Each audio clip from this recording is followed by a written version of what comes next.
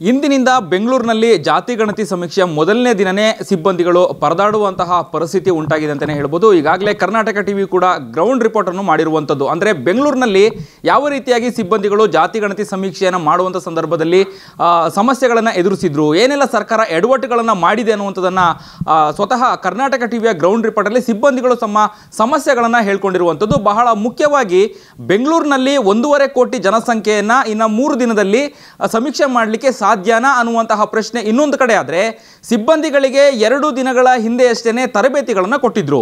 ಅಂದರೆ ಸಮೀಕ್ಷೆ ಮಾಡುವಂಥ ಸಂದರ್ಭದಲ್ಲಿ ಏನೆಲ್ಲ ಸಮಸ್ಯೆಗಳು ಅಥವಾ ಟೆಕ್ನಿಕಲ್ ಸಮಸ್ಯೆಗಳಾಗಿರ್ಬೋದು ಅಥವಾ ಪ್ರಶ್ನೆಗಳಿಗೆ ಅಥವಾ ಯಾವ ರೀತಿಯಾಗಿ ಪ್ರಶ್ನೆಗಳನ್ನು ಕೇಳಬೇಕು ಇದೆಲ್ಲದರ ಬಗ್ಗೆನೂ ಕೂಡ ತರಬೇತಿಗಳನ್ನು ಕೊಟ್ಟಿದ್ರು. ಹಾಗೆ ಬಹುತೇಕ ಮೊಬೈಲ್ ಆ್ಯಪ್ಗಳಲ್ಲೇ ಏನೋ ಈ ಒಂದು ಮಾಹಿತಿಯನ್ನು ಸಂಗ್ರಹಣೆ ಮಾಡುವಂತಹ ನಿಟ್ಟಿನಲ್ಲೂ ಕೂಡ ತರಬೇತಿಗಳನ್ನು ಕೊಟ್ಟಿದ್ರು. ತರಬೇತಿ ಕೊಡುವಂಥ ಸಂದರ್ಭದಲ್ಲೂ ಕೂಡ ಸರ್ಕಾರ ಎಲ್ಲ ಒಂದು ಕಡೆ ಎಡವಿದೆ ಅನ್ನುವಂತಹ ವಿಚಾರವನ್ನು ಸದ್ಯ ಈಗ ಕರ್ನಾಟಕ ಟಿವಿಗೆ ಏನು ಸಿಬ್ಬಂದಿಗಳೇ ತಮ್ಮ ಸಮಸ್ಯೆ ಅಥವಾ ನೋವುಗಳನ್ನು ಹೇಳ್ಕೊಂಡಿದೆ ಅಂತಲೇ ಹೇಳ್ಬೋದು.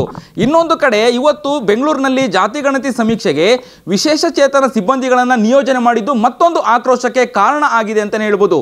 ಈ ಬಗ್ಗೆ ಸ್ವತಃ ವಿಶೇಷ ಚೇತನ ಸಂಘದ ರಾಜ್ಯಾಧ್ಯಕ್ಷರು ಕರ್ನಾಟಕ ಟಿವಿಯೊಂದಿಗೆ ಮಾತನಾಡಿ, ನಾವು ಯಾವುದೇ ಕಾರಣಕ್ಕೂ ಇವತ್ತು ಅಂದರೆ ಬೆಂಗಳೂರಿನಲ್ಲಿ ಏನು ಜಾತಿ ಗಣತಿ ಸಮೀಕ್ಷೆ ಆಗ್ತಿದೆಯಲ್ಲ ಆ ಒಂದು ಸಮೀಕ್ಷೆಗೆ ನಾವು ಪಾಲ್ಗೊಳ್ಳಲ್ಲ. ಸ್ವತಃ ಮುಖ್ಯಮಂತ್ರಿಯವರಿಗೆ ನಾವು ಮನವಿಯನ್ನು ಕೊಟ್ಟಿದ್ದೀವಿ, ನಾವು ಯಾವುದೇ ಕಾರಣಕ್ಕೂ ನಾವು ಜಾತಿ ಗಣತಿ ಸಮೀಕ್ಷೆಗೆ ನಾವು ಪಾಲ್ಗೊಳ್ಳಲ್ಲ ಅನ್ನುವಂತಹ ದಿಟ್ಟ ನಿರ್ಧಾರವನ್ನು ತೆಗೆದುಕೊಂಡಿರುವಂಥದ್ದು. ಇನ್ನೊಂದೆಡೆ 59 ವಯಸ್ಸಿನ ಮಹಿಳೆಯೊಬ್ಬರು ಕೂಡ ಮಾತನಾಡಿದರು. ಅಂದರೆ ಅನಾರೋಗ್ಯದಲ್ಲಿ ನಾನು ಬಳಲ್ತಾ ಇದ್ದೀನಿ, ಕಣ್ಣಿನ ಸಮಸ್ಯೆ ಇದೆ, ಅನಾರೋಗ್ಯ ಸಮಸ್ಯೆ ಇದ್ದರೂ ಕೂಡ ಆ ಬಗ್ಗೆ ವರದಿಗಳು ಮೆಡಿಕಲ್ ರಿಪೋರ್ಟ್ ಅಥವಾ ಮೆಡಿಕಲ್ ವರದಿಗಳು ಕೂಡ ಕೊಟ್ಟರೂ ಕೂಡ ಅಧಿಕಾರಿಗಳು ನನ್ನನ್ನು ಸಸ್ಪೆಂಡ್ ಮಾಡ್ತೀನಿ ಅನ್ನುವಂತಹ ಬೆದರಿಕೆ ಅಥವಾ ಹೆದರಿಸ್ತಾ ಇದ್ದಾರೆ ಅನ್ನುವಂತಹ ಅಳಲನ್ನು ಕಣ್ಣೀರಿನ ಮಾತುಗಳನ್ನು ಕೂಡ ಹೇಳ್ಕೊಂಡಿರುವಂಥದ್ದು. ಇನ್ನೊಂದು ಕಡೆ ನಿನ್ನೆ ಮಧ್ಯರಾತ್ರಿ ಅಥವಾ ಏನು ಇವತ್ತು ಹೋಗಬೇಕಾದಂತಹ ಲೊಕೇಶನ್ಗೆ ಮೆಸೇಜ್ ಬಂದಿರುವಂಥದ್ದು. ಸಿಬ್ಬಂದಿಗಳಿಗೆ ಒಂದು ದಿನ ಹಿಂದೆನೇ ಅಂದರೆ ತಾವು ಕೆಲಸ ಮಾಡುವಂಥ ಅಥವಾ ತಾವು ಸಮೀಕ್ಷೆ ಮಾಡುವಂತಹ ಏರಿಯಾಗಳಲ್ಲಿ ಯಾವ್ಯಾವ ಏರಿಯಾಗಳಿಗೆ ಹೋಗಬೇಕು ಅನ್ನುವಂತಹ ಮಾಹಿತಿಯನ್ನು ಕೊಡಬೇಕಾಗಿತ್ತು. ಆದರೆ ಸರ್ಕಾರ ಮಧ್ಯರಾತ್ರಿ ಅಥವಾ ಬೆಳಗಿನ ಜಾವ 4:00ವರೆಗೆ ಮೊಬೈಲ್ಗೆ ಮೆಸೇಜನ್ನು ಕೂಡ ಕಳಿಸಿರುವಂಥದ್ದು ಇನ್ನೊಂದು ಸಮಸ್ಯೆಗೆ ಅಥವಾ ಈ ಒಂದು ಸಿಬ್ಬಂದಿಗಳ ಆಕ್ರೋಶಕ್ಕೆ ಕಾರಣ ಆಗಿದೆ ಅಂತಲೇ ಹೇಳ್ಬೋದು. ಇನ್ನೊಂದೆಡೆ ಇವತ್ತು ಕೂಡ ನಾವು ಗಮನಿಸ್ತಾ ಇದ್ದೀವಿ, ಎಲ್ಲರೂ ಕೂಡ ನೋಡಿರುವಂತಹ ವಿಚಾರ ಏನು ಅಂದರೆ DCM DK ಶಿವಕುಮಾರ್ ಅವರ ಮನೆಗೆ ಸ್ವತಃ ಜಾತಿ ಗಣತಿ ಸಮೀಕ್ಷೆ ಮಾಡುವಂತಹ ಸಿಬ್ಬಂದಿಗಳು ತೆರಳಿದ್ರು. ಅಲ್ಲಿ ಮಾಹಿತಿಗಳನ್ನು ಪಡ್ಕೊಂಡ್ರು. ಮಾಹಿತಿಯನ್ನು ಕೇಳುವಂಥ ಸಂದರ್ಭದಲ್ಲಿ ಏನಿಷ್ಟು ಪ್ರಶ್ನೆಗಳನ್ನು ಕೇಳ್ತೀರ ಅನ್ನುವಂತಹ ಮಾತನ್ನು ಸ್ವತಃ ರಾಜ್ಯದ ಉಪಮುಖ್ಯಮಂತ್ರಿ DK ಶಿವಕುಮಾರ್ ಅವರೇ ಹೇಳಿದ್ದಾರೆ. ಇನ್ನೊಂದು ಕಡೆ ಬೆಂಗಳೂರಿನ ಬಹುತೇಕ ಭಾಗಗಳಲ್ಲಿ ಜಾತಿ ಗಣತಿ ಸಮೀಕ್ಷೆಗೆ ಯಾರೂ ಕೂಡ ಸ್ಪಂದನೆ ಮಾಡ್ತಾ ಇಲ್ಲ. ಒಂದು ಕಡೆ ಸಿಬ್ಬಂದಿಗಳು ಸಮಸ್ಯೆ ಎದುರಿಸ್ತಾ ಇದ್ರೆ, ಸರ್ಕಾರ ಎಡವಟ್ಟುಗಳನ್ನು ಮಾಡ್ತಾ ಇದ್ರೆ ಸರಿಯಾದಂತಹ ರೀತಿಯಲ್ಲಿ ಸ್ಪಂದಿಸ್ತಾ ಇಲ್ಲ ಬೆಂಗಳೂರಿನಲ್ಲಿ ಅನ್ನುವಂಥದ್ದು.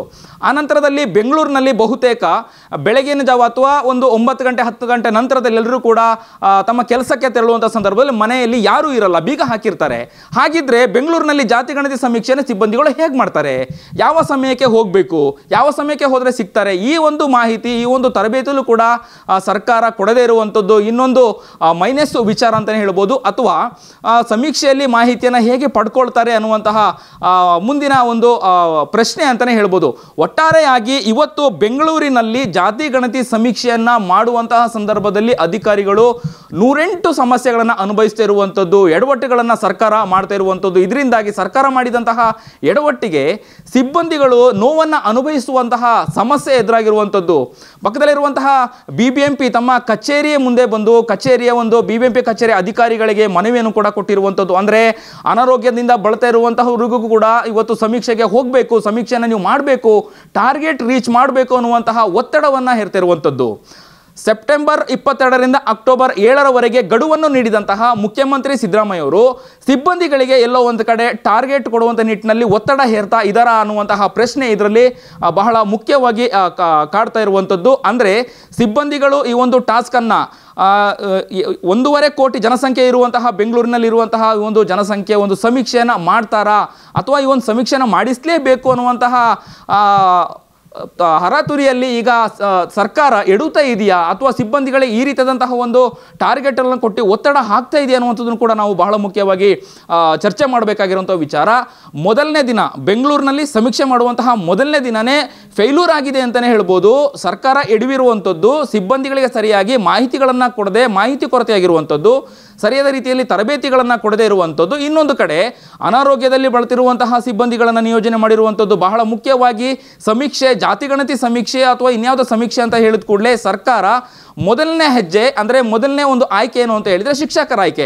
ಆದರೆ ಈ ಸಲ ಮುಖ್ಯಮಂತ್ರಿ ಸಿದ್ದರಾಮಯ್ಯವರು ಈ ಸಲ ಅಂದರೆ ಅಕ್ಟೋಬರ್ 7ರವರೆಗೆ ಜಾತಿಗಣತಿ ಸಮೀಕ್ಷೆಯನ್ನು ನಾವು ಪೂರ್ಣವಾಗಿ ಮಾಡ್ತೀವಿ, ಪೂರ್ಣವಾದಂತಹ ಸಮೀಕ್ಷೆಯನ್ನು ಮಾಡ್ತೀವಿ ಅನ್ನುವಂತಹ ದಿಟ್ಟ ಹೆಜ್ಜೆಯನ್ನು ತೆಗೆದುಕೊಂಡಿರುವಂಥದ್ದು ಅಥವಾ ತರಾತುರಿಯಲ್ಲಿ ಮಾಡ್ತಿರುವಂಥದ್ದು ಗೊತ್ತಿಲ್ಲ. ಆದರೆ BBMPಯ ಅಧಿಕಾರಿಗಳನ್ನು ಕೂಡ, ವಿಧಾನಸೌಧದಲ್ಲಿರುವಂತಹ ಸಿಬ್ಬಂದಿಗಳನ್ನು ಕೂಡ ಈ ಒಂದು ಜಾತಿಗಣತಿ ಸಮೀಕ್ಷೆಗೆ ಕರೆದುಕೊಂಡಿರುವಂಥದ್ದು, ಅವ್ರನ್ನ ನಿಯೋಜನೆ ಮಾಡಿರುವಂಥದ್ದು ಮತ್ತೊಂದು ಆಕ್ರೋಶಕ್ಕೆ ಕಾರಣ ಆಗಿದೆ ಅಂತಲೇ ಹೇಳ್ಬೋದು. ಕಾದು ನೋಡಬೇಕು. ಇನ್ನು ಮುಖ್ಯಮಂತ್ರಿ ಸಿದ್ದರಾಮಯ್ಯ ಅಥವಾ ಸರ್ಕಾರನೇ ಹೇಳ್ಕೊಂಡಿರೋ ಹಾಗೆ ಅಕ್ಟೋಬರ್ 7ರವರೆಗೆ ಏನು ಈ ಒಂದು ಸಮೀಕ್ಷೆ ಮುಕ್ತಾಯ ಮಾಡ್ತೀನಿ ಅನ್ನುವಂತಹ ಮಾಹಿತಿಯನ್ನು ಕೊಟ್ಟಿದ್ರು. ಎಷ್ಟು ಸಮೀಕ್ಷೆ ಮಾಡ್ತಾರೋ ಗೊತ್ತಿಲ್ಲ. ಈಗಾಗಲೇ 60% ಸಮೀಕ್ಷೆ ಆಗಿದೆ ಅನ್ನುವಂತಹ ಮಾಹಿತಿ ಇರುವಂಥದ್ದು. ಇನ್ನುಳಿದ ರೀತಿಯಲ್ಲಿ ಯಾವ ರೀತಿಯಾಗಿ ಸಿಬ್ಬಂದಿಗಳು ಸಮೀಕ್ಷೆಯನ್ನು ಮಾಡ್ತಾರೆ, ಬಹಳ ಮುಖ್ಯವಾಗಿ ಬೆಂಗಳೂರು ಈಗ ಸರ್ಕಾರಕ್ಕೆ ಟಾರ್ಗೆಟ್ ಆಗಿರುವಂಥದ್ದು, ತಲೆನೋವಾಗಿರುವಂಥದ್ದು.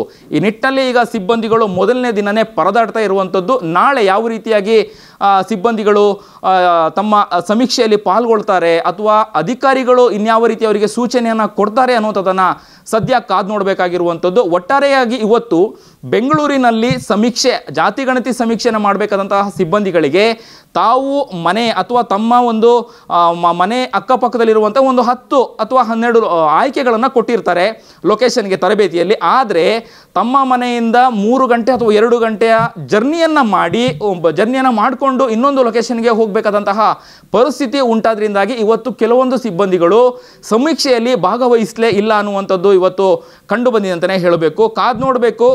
ಅಕ್ಟೋಬರ್ 7ರವರೆಗೆ ರಾಜ್ಯದ ಜಾತಿ ಗಣತಿ ಸಮೀಕ್ಷೆ, ಆರ್ಥಿಕ, ಶೈಕ್ಷಣಿಕ, ಸಾಮಾಜಿಕ ಈ ಒಂದು ಸಮೀಕ್ಷೆ ಪರಿಪೂರ್ಣ ಆಗುತ್ತಾ ಅನ್ನುವಂಥದ್ದನ್ನು ನಾವು ಕಾದು ನೋಡಬೇಕು. ಈ ನಿಟ್ಟಿನಲ್ಲಿ ಸರ್ಕಾರ ಯಶಸ್ವಿ ಆಗುತ್ತಾ ಈ ಒಂದು ಸಮೀಕ್ಷೆಯಲ್ಲಿ ಅನ್ನೋದನ್ನು ನಾವು ಸದ್ಯ ಕಾದು ನೋಡಬೇಕಾಗಿದೆ. ತುಂಬ ದಪ್ಪ ಇದ್ದೀರಾ, ಅದರಲ್ಲೂ ಯಾವುದೇ ಸೈಡ್ ಎಫೆಕ್ಟ್ ಇಂದ ಸಣ್ಣ ಆಗ್ಬೇಕಾ? ಎಷ್ಟೋ ಜನ ಹೇಳ್ತಾ ಇದ್ರಿ, ಸರ್ ನಾನು ಜಿಮ್ಗೆ ಹೋಗ್ತಾ ಇದ್ದೀನಿ ಆದ್ರೂ ಸಣ್ಣ ಆಗ್ತಾ ಇಲ್ಲ ಸರ್, ವರ್ಕೌಟ್ ಮಾಡ್ತಾ ಇದ್ದೀನಿ ಆದ್ರೂ ಸಣ್ಣ ಆಗ್ತಾ ಇಲ್ಲ ಅಂತ ಹೇಳ್ತಾ ಇದ್ರಲ್ಲ. 100% ಯಾವ ಜಿಮ್ಗೂ ಹೋಗ್ದಂಗೆ ವರ್ಕೌಟು ಮಾಡ್ದಂಗೆ ನೀವು ಸಣ್ಣ ಆಗ್ಬೋದು. ಪ್ರತಿದಿನ ಬೆಳಿಗ್ಗೆ ಸಂಜೆ 2 ಟೈಮ್ ನಮ್ಮ ಜೀನಿ ಸ್ಲಿಮ್ನ ಯೂಸ್ ಮಾಡಿ ಯಾವುದೇ ಸೈಡ್ ಎಫೆಕ್ಟ್ ಇಲ್ದಂಗೆ ನೀವು ಸಣ್ಣ ಆಗ್ತೀರಾ. ಯಾಕೆಂದ್ರೆ ಜೀನಿ ಸ್ಲಿಮ್ಮು ಒಂದು ಉತ್ತಮ ಆಹಾರ. ದೇಹದಲ್ಲಿ ಬ್ಯಾಡ್ ಕೊಲೆಸ್ಟ್ರಾಲ್ ಜಾಸ್ತಿ ಆದಾಗ ಹಾರ್ಟ್ ಅಟ್ಯಾಕ್ ಆಗೋ ಚಾನ್ಸಸ್ ಜಾಸ್ತಿ. ಇತ್ತೀಚೆಗಂತೂ ಸಿಕ್ಕಾಪಟ್ಟೆ ನ್ಯೂಸ್ನ ಕೇಳ್ತಾನೆ ಇದ್ದೀವಿ. ಸೊ ಬ್ಯಾಡ್ ಕೊಲೆಸ್ಟ್ರಾಲ್ನ ಕಮ್ಮಿ ಮಾಡೋದಕ್ಕೆ ಉತ್ತಮವಾದ ಆಹಾರ ತುಂಬ ಇಂಪಾರ್ಟೆಂಟು. ಜೀನಿ ಸ್ಲಿಮ್ ಯೂಸ್ ಮಾಡಿ. ಕರೆಕ್ಟ್, ಜೀನಿ ಸ್ಲಿಮ್ನಲ್ಲಿರುವಂತಹ ಎಷ್ಟೋ ಆಹಾರ ಧಾನ್ಯಗಳು ಕೊಲೆಸ್ಟ್ರಾಲ್ ಲೆವೆಲ್ನ ಕಮ್ಮಿ ಮಾಡೋದಕ್ಕೆ ಹೆಲ್ಪ್ಫುಲ್ ಆಗುತ್ತೆ. ಸೊ ಹೆಲ್ದಿಯಾಗಿರಿ, ಜೀನಿ ಸ್ಲಿಮ್ನ ಯೂಸ್ ಮಾಡಿ. ನಿಮ್ಮ ಮಗು ಅಳ್ತಿದ್ಯಾ?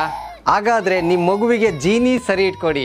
ಯಾಕಂದ್ರೆ ಜೀನಿ ಸರಿ ಇಟ್ಟು ನಿಮ್ಮ ಮಗುವಿಗೆ 100% ಸರಿಯಾದ ಆಹಾರ. ನಿಮ್ಮ ಮಗು ನೆಮ್ಮದಿಯಾಗಿ ನಿದ್ದೆ ಮಾಡಬೇಕಾ, ದಷ್ಟಪುಷ್ಟವಾಗಿ ಬೆಳಿಬೇಕಾ? ಹಾಗಾದ್ರೆ ಜೀನಿ ಸರಿ ಇಟ್ಟು ಕೊಡಿ. ಎಲ್ಲಾ ಮೆಡಿಕಲ್ ಶಾಪ್ಗಳು, ದಿನಸಿ ಅಂಗಡಿಗಳು, ಸೂಪರ್ ಮಾರ್ಕೆಟ್ಗಳಲ್ಲಿ ಲಭ್ಯ. Karibasaveshwara agri India private limited ರವರ ನಂಬರ್ 1 ಸ್ಪ್ರಿಂಕ್ಲರ್ ಪೈಪ್.